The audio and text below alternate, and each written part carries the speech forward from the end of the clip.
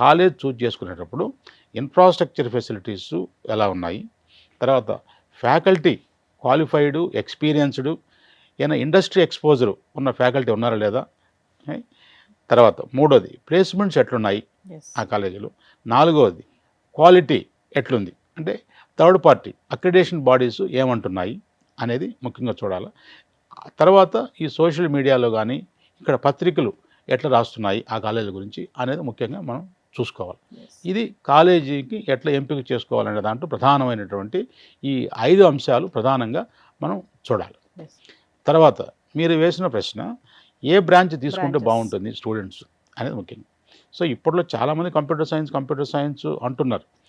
అంటే అది ఒకప్పుడు రాను రాను ఏమవుతుందంటే వాళ్ళల్లో కూడా మెజారిటీ ఎక్కువ మంది అయిపోయి రేపు జాబ్స్ ఇబ్బంది పడే పరిస్థితి వస్తుంది. కానీ ఇప్పుడు దీనికంటే ముందు స్టూడెంట్స్ యొక్క ఇంట్రెస్ట్ అనేది ఇంపార్టెంట్. బ్రాంచ్ సెలెక్ట్ చేసుకునేటప్పుడు స్టూడెంట్ ఇంట్రెస్ట్ ఏంది, స్టూడెంట్ యొక్క యాప్టిట్యూడ్ లెవెల్స్ అనేది మనం ఈ 2 ప్రధాన అంశాలు.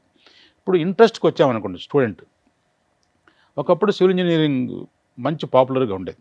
వాళ్ళ బాబాయో లేదంటే వాళ్ళ అంకులో లేదంటే ఇంకొకరు ఎవరో వాళ్ళ ఫ్రెండ్ ఫాదరో ఏదో చీఫ్ ఇంజనీరింగ్ గాను సూపరింటెండెంట్ ఇంజనీరింగ్ గాను ఉండి టక్కన అంబాసిడర్ కారు దిగి ఒక వాళ్ళ డ్రైవర్ సూట్ కేసు పట్టుకొని రావడం, ఇది పిల్లవాడు అబ్జర్వ్ చేశాడు అనుకోండి, 10th క్లాస్లో ఉన్నప్పుడు 7th క్లాస్లో ఉన్నప్పుడు అబ్జర్వ్ చేసుకోండి, అతని మైండ్ సెట్ ఎట్టుంటుంది, నేను కూడా సివిల్ ఇంజనీరింగ్ జరిగితే రేపు నాకు ఒక అంబాసిడర్ కారు ఉంటుంది, ఒక జవాన్ ఉంటాడు, సూట్ కేసు మోసుకొని వచ్చేవాళ్ళు ఉంటారు అనేటువంటి ఒక ఇంప్రెషన్ క్రియేట్ అవుతుంది. అంటే అతని ఇంట్రెస్ట్ సివిల్ ఇంజనీరింగ్ మీద ఉన్నప్పుడు మనం అతని కంప్యూటర్ సైన్స్ చదువు అనేది అనడం అనేది భావ్యం కాదు.